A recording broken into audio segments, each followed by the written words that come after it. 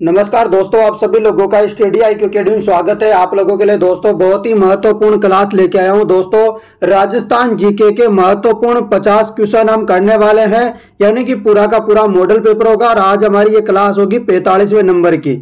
इससे पहले 44 क्लासें हम कर चुके हैं। यदि आपने पुरानी क्लासें नहीं देखी है तो हमारे इसी यूट्यूब चैनल में जाके प्लेलिस्ट में जाके आप चेक कर सकते हो और सारी क्लासों का आनंद उठा सकते हो फ्री में। और आप लोगों को बता दूं दोस्तों, जो भी चतुश्रेणी कर्मचारी भर्ती की टेस्ट सीरीज लेना चाहता है वो अभी ले लीजिए। ऑफर चल रहा है सीमित समय के लिए, बाद में आपको पछतावे के अलावा कुछ नहीं मिलेगा। और ऑफर की जो है सीमित समय के लिए और उसकी प्राइस फिर से बढ़ने वाली, तो लेना है आपको तो वीडियो को अंत तक देखना, सारी जानकारी बताऊंगा आपको।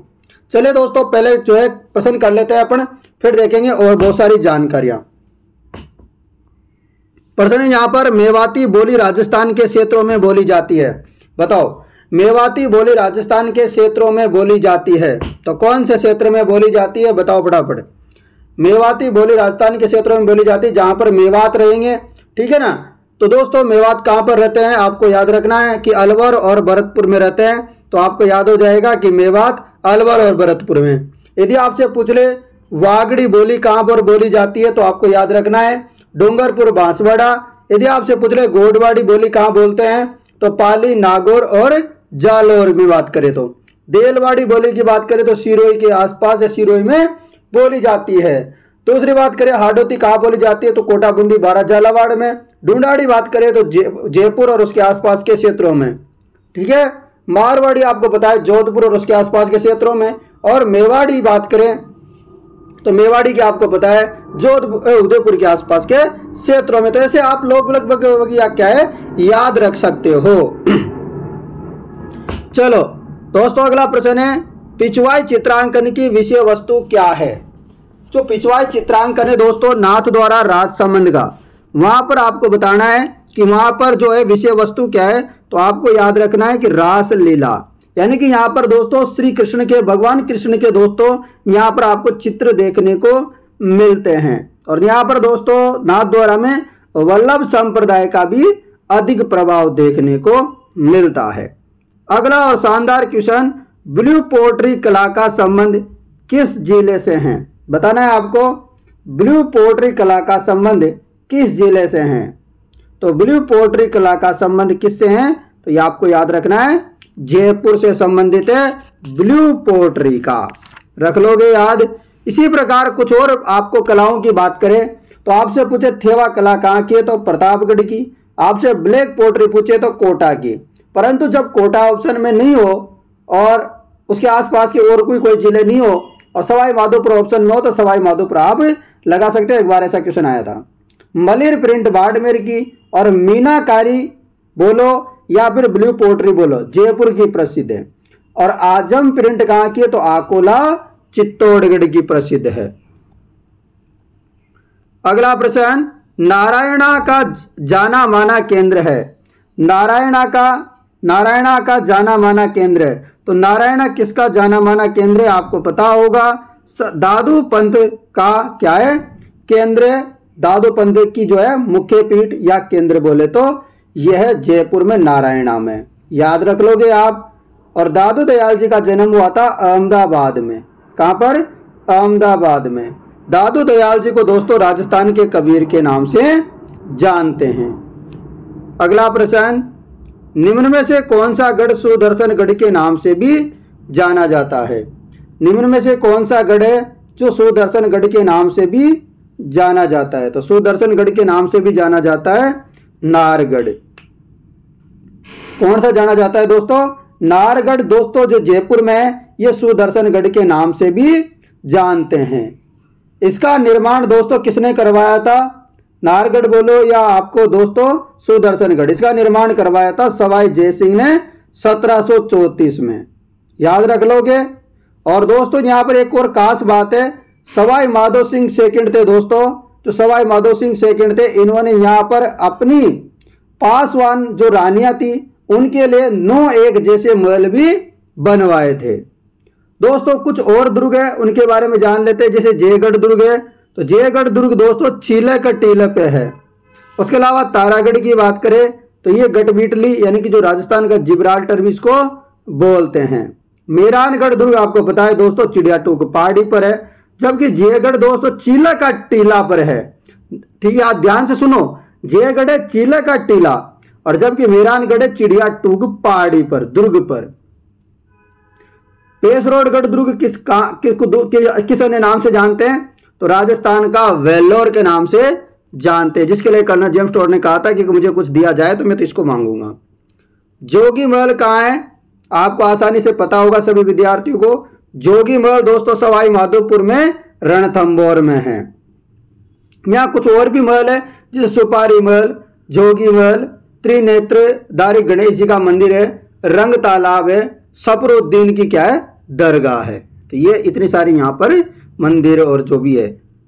अकबर ने चित्तौड़ के किस किले पर कब अधिकार किया? आपको बताना है, अकबर ने जब चित्तौड़ के किले पर दोस्तों जो अधिकार किया था वो कब किया था? तो आपको याद रखना है 25 फरवरी 1568। 25 फरवरी 1568। तो ये आप याद रख लेना, रख लोगे आप लोग याद। चलो ये रहा अगला प्रश्न आप लोगों के लिए।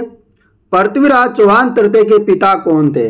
पृथ्वीराज चौहान तृतीय दोस्तों जो अजमेर के थे, ये आपको पता ही होगा। तो पृथ्वीराज तृतीय के पिताजी का नाम था सोमेश्वर। क्या नाम था? सोमेश्वर इनके पिताजी का नाम था। नेक्स्ट प्रश्न, गणेश्वर सभ्यता का संबंध किस नदी से है? ये प्रश्न मैं आपको कई बार करवा चुका हूं। गणेश्वर सभ्यता का संबंध है कांतली नदी और गणेश्वर सभ्यता है दोस्तों आपके सीकर जिले में, नीम का थाना में, रख लोगे याद। और इसका उत्खनन किया था आरसी अग्रवाल ने किया था, मेहनतो, और उनके अलावा विजय कुमार का भी आप नाम याद रख सकते हो। यहां पर दोस्तों ताम्रयुगीन सभ्यता है उसकी जननी भी कहा जाता है, उसकी माता कहा जाता है गणेश्वर सभ्यता को। अगला प्रश्न, अकबर की चित्तौड़ विजय के उपरांत मेवाड़ में शासकों के द्वारा चलाए गए सिक्के कौन से थे? यानी कि जैसे अकबर ने क्या है चित्तौड़ पे क्या कर लिया, विजय प्राप्त कर ली, उसके बाद जो यहाँ सिक्का चलाया था, ये बहुत बार क्वेश्चन आ रखा है, अब तक कई बार आ चुका है ये प्रश्न। सिक्का एलजी, सिक्का एलजी सही जवाब होगा। अगला प्रश्न है मित्रों आपके लिए, मृदा जो पश्चिम में सर्वाधिक क्षेत्र में मिलती है वह है, तो वह क्या है? रेतीली मृदा है, आपको याद रखनी है। जबकि आपसे पूछ ले कि लाल पीली मिट्टी कहां पर मिलती है, तो जैसे सवाई माधोपुर, करौली, भीलवाड़ा, टोंक, अजमेरी में मिलती है। और आपसे पूछ ले लाल लोमी मिट्टी कहां मिलती है, तो लाल लोमी मिट्टी डूंगरपुर, उदयपुर में मिलती है। मध्यम काली पूछे तो हाडोती, कोटा, बूंदी, बारा, झालावाड़ में मिलती है। अगला प्रश्न, राजस्थान के किन जिलों में खसगास उत्पादन होती है? खसगास का उत्पादन होता है दोस्तों कहां पर? सवाई माधोपुर, भरतपुर और टोंक में। तो ये आप याद रख लेना जिले। क्लास कैसी लग रही है एक बार कमेंट कर दो। जो भी विद्यार्थी तैयारी कर रहे हैं, मैं सभी को बता देना चाहता हूं, आप चतुर्थ श्रेणी की तैयारी कर रहे हो, परंतु यदि आप और भी अन्य कोई एग्जाम दोगे तो ये जीके आपको हूबहू ऐसी कैसी देखने को मिलेगी वहां पर भी, ठीक है ना, कोई जीके बदलती नहीं है। राजस्थान के दक्षिण पूर्वी पहाड़ी क्षेत्रों में आदिवासी लोगों द्वारा जो खेती की जाती है उसे कहते हैं, तो कोई बीएसटीसी, पीटीईटी वगैरह की किसी की भी तैयारी कर रहा है, चाहे सीईटी की और भी एलडीसी, ग्राम सेवक वगैरह किसी की तैयारी कर रहा है ना, मैं बता रहा हूं यहां से पढ़ लो, आपका सिलेक्शन हो जाएगा। बताओ बड़ा पढ़। आदिवासी लोगों द्वारा जो खेती की जाती है उसे क्या कहते हैं? पहाड़ी क्षेत्रों में, दक्षिण पूर्वी पहाड़ी क्षेत्रों की बात करें तो उसको बोलते हैं चीमाता। तो दोस्तों जो पहाड़ियों में जो खेती की जाती है उसको चीमाता, और जबकि जो मैदानों में की जाती है उसको दजिया बोलते हैं। क्या बोलते हैं? उसको बोलते हैं दजिया। मैदानी क्षेत्रों में जो खेती करते हैं उसको दजिया बोलते हैं, समझ गए। अगला प्रश्न, लूणकरणसर लिफ्ट नहर के नाम से भी जानी जाती है। तो लूणकरण लिफ्ट नहर को दोस्तों अन्य नाम से जानते हैं, कंवरसेन लिफ्ट नहर के नाम से भी।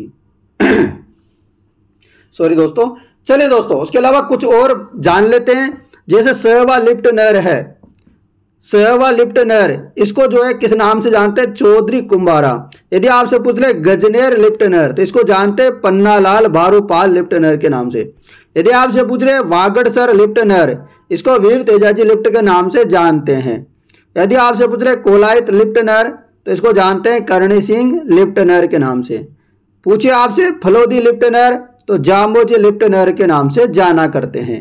पोखरण लिफ्ट नहर, इसका अन्य नाम है जय नारायण व्यास लिफ्ट नहर। तो ये सारी की सारी लिफ्ट नहरें मैंने आपको बता दी। आशा करता हूं आप लोगों को अच्छे से याद हो गई होगी। नहीं हुई है तो दोबारा से वीडियो को देख लेना और लिख लेना।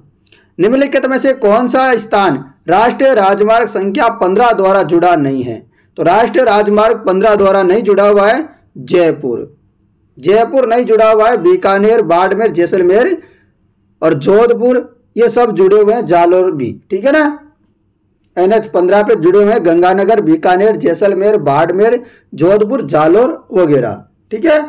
अगला प्रश्न, मंगला भाग्यम ऐश्वर्या क्या है? तो मंगला भाग्यम ऐश्वर्या आपने परसों पढ़ा था कि बाड़मेर के तेल के क्षेत्र है ये नाम। अगला प्रश्न, निम्नलिखित में से कौन सा समूह सुमेलित नहीं है? यहां पर बताना है कि कौन सा जो है सुमेलित नहीं है। तो आपको याद रखना है भीम सागर, झालावाड़, जवाई बांध, पाली और जाखम बांध प्रतापगढ़, परंतु पार्वती यहां पर गलत है। दोस्तों कुछ बांधों के और बारे में जान लेते हैं, जैसे पाचना बांध करौली में, ईसरदा बांध सवाई माधोपुर में, मेजा बांध बहुत बार आ चुका है दोस्तों कोटारी नदी पर भीलवाड़ा में, बांकली बांध जालोर में, आपसे पूछा जा सकता है अडवाणा बांध भीलवाड़ा में, जवाहर सागर बांध कोटा बैराज ये सब कोटा में है, राणा प्रताप सागर बांध ये चित्तौड़गढ़ में पड़ता है। रख लोगे याद। चलो अगला प्रश्न, राजस्थान के जिले जो न्यूनतम भूकंप संभावित क्षेत्र है, जहां पर भूकंप बहुत कम संभावना है आने की, तो श्री गंगानगर और हनुमानगढ़ ऐसे जिले हैं। अगला प्रश्न, राजस्थान राज्य पथ परिवहन निगम RSRTC की स्थापना कब की गई? आपको बताना है RSRTC की स्थापना कब की गई। जवाब हो जाएगा 1964 में। तो RSRTC की जो स्थापना की गई थी वह 1964 में की थी, याद रखना है। अगला प्रश्न आपके लिए, पचभद्रा जिस खनिज का महत्वपूर्ण उत्पादक है वह है, बताना है आपको पचभद्रा जिस खनिज का महत्वपूर्ण उत्पादक है वह है, क्या होगा जवाब? नमक का उत्पादन हो जाएगा पचभद्रा बाड़मेर। इस झील के किनारे आपको पता होगा दोस्तों जो रेल का डिब्बों का जो परीक्षण केंद्र है वो भी है यहां पर। अगला प्रश्न, निम्न में से किसकी प्रतिमा रणकपुर के चौमुखा मंदिर में प्रतिष्ठित है? तो रणकपुर के चौमुखा मंदिर में किसकी प्रतिमा प्रतिष्ठित है? तो भगवान आदिनाथ जी की। किसकी? भगवान आदिनाथ जी की है। रणकपुर मंदिर कहां पर है आपसे पूछ ले। चौमुखा जैन मंदिर रणकपुर कहां है, कौन से जिले में? तो पाली में, मथाई नदी के किनारे। कहां पर? मथाई नदी के किनारे। और इस मंदिर का निर्माण महाराणा कुंभा के शासन काल में उनके जो मंत्री थे धरणक शाह, उन्होंने करवाया था। और शिल्पी कौन था? देपाग था। और अब दूसरी बात बता दूं, यहां पर 24 तो क्या है मंडप है, 24 मंडप है, 84 सीकर है। ये बात किसी ने नहीं बताया आपको आज तक। 24 मंडप, 84 सीकर, ये क्वेश्चन अब तक नहीं आया, कभी भी आ सकता है। ये क्वेश्चन बहुत बार आ चुका है। खंबे कितने? 1444। तो रख लोगे याद कि 24 मंडप, 84 सीकर, 1444 खंबे। ये डिटेल याद रख लेना, कई हजारों लोगों से आप आगे निकल जाओगे, लाखों लोगों से, यदि ऐसा प्रश्न आता है तो परीक्षा में। अगला प्रश्न, बीकानेर के जूनागढ़ किले का निर्माण किसने करवाया? बीकानेर के जूनागढ़ किले का निर्माण करवाया था महाराजा राय सिंह ने। किसने? महाराजा राय सिंह ने। और इस किले के जो दरवाजा है वहां पर 2 आपको गज्जारूढ़ मूर्तियां देखने को मिलेगी। किसकी है वो मूर्तियां? तो वो है जयमल और फत्ता की। अगला प्रश्न, जालरा पाटन के सूर्य मंदिर की प्रमुख विशेषता क्या है? जालरा पाटन झालावाड़ में दोस्तों एक मंदिर है सूर्य मंदिर, उसकी विशेषता बतानी तो उसकी विशेषता है सप्तरथ। क्या विशेषता है? सप्तरथ की विशेषता है। अगला प्रश्न, राजस्थान की प्रथम महिला कौन थी जिन्हें मंत्रिमंडल में स्थान मिला?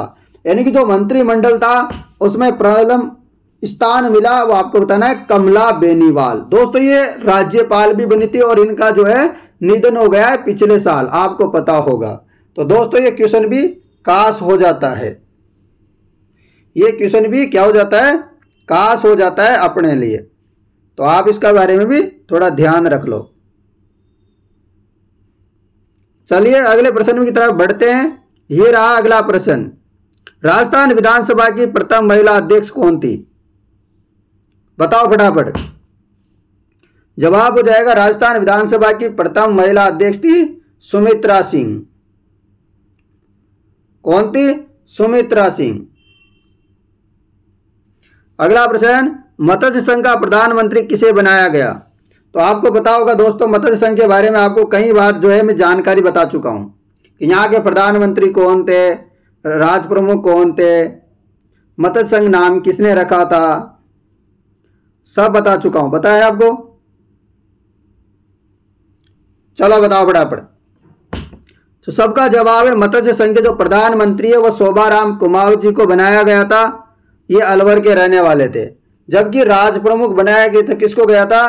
राज प्रमुख बनाया गया था दोस्तों धौलपुर के महाराजा उदयभान सिंह को। ठीक है, रख लोगे याद।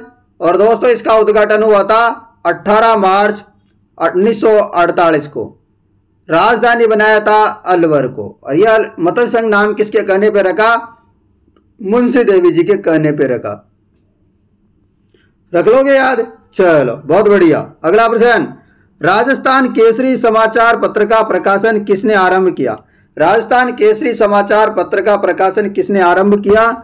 जवाब हो जाएगा विजय सिंह पथिक ने। विजय सिंह पथिक ने किया था कब?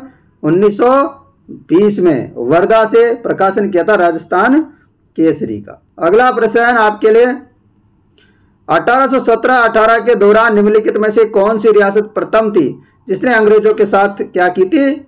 संधि की थी। तो सब विद्यार्थियों को पता है इसका जवाब करौली। करौली ने सबसे पहले संधि की थी। सबसे पहली बार करौली ने की थी, कब की थी परंतु? तो नवंबर 1817 को।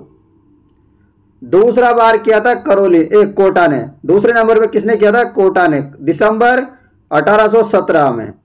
यदि पूछ ले आपसे अंतिम रियासत कौन सी थी तो सिरोही थी, इसने किया था सितंबर 1823 में। इतना डेट आप याद रख लेना, पहली करौली, दूसरी कोटा और अंत में सिरोही। अगला प्रश्न आपके लिए, जमनालाल बजाज एवं कपूर चंद पाटनी किस प्रजामंडल से जुड़े हुए हैं? जमनालाल बजाज और कपूर चंद पाटनी किस प्रजामंडल से जुड़े हुए हैं? जवाब हो जाएगा जयपुर प्रजामंडल से। किससे? जयपुर प्रजामंडल से। जयपुर प्रजामंडल की स्थापना कब की गई, गठन कब किया गया था? 1931 में किया था सर्वप्रथम। इसके अध्यक्ष थे कपूर चंद पाटनी द्वारा बनाया था। इसके बाद 1938 में जमनालाल बजाज इसके अध्यक्ष बन गए थे। और आपको पता होगा जेंटलमैन एग्रीमेंट सितंबर 1942 ईस्वी में हुआ था। जयपुर के प्रधानमंत्री मिर्जा इस्माइल व हीरालाल शास्त्री के मध्य यह समझौता हुआ था। कब हुआ था? सितंबर 1942। डेट याद रख लेना। अगला प्रश्न, परोपकारिणी सभा की स्थापना किसने की? परोपकारिणी सभा की स्थापना की थी स्वामी दयानंद सरस्वती ने। अगला प्रश्न, या इसी में जान लेते हैं कुछ जानकारी। तो कब की थी स्थापना? तो याद रखना 1883 में। स्वामी दयानंद सरस्वती ने स्थापना की थी परोपकारिणी सभा के 1883 में। याद रख लोगे। स्वामी दयानंद सरस्वती ने प्रथम राजस्थान आगमन कब किया था? 1865 में किया था। कहां पे आए थे? करौली में। दूसरी बार कब आए थे? 1881 में आए थे भरतपुर में। अगला प्रश्न, गेप सागर शहर में स्थित है। गेप सागर कहां पर है? तो ये आपको याद रखना है, डूंगरपुर में। अगला प्रश्न, राम स्नेही संप्रदाय के संस्थापक संत रामचरण के गुरु कौन थे?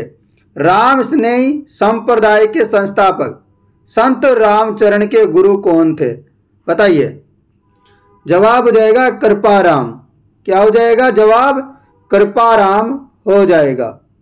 अगला प्रश्न, राजस्थान दिवस किस दिन मनाया जाता है? राजस्थान दिवस किस दिन मनाया जाता है? तो आपको याद रखना है 30 मार्च को, 30 मार्च आने वाली है और मनाने वाले हैं। रावण हत्या क्या है?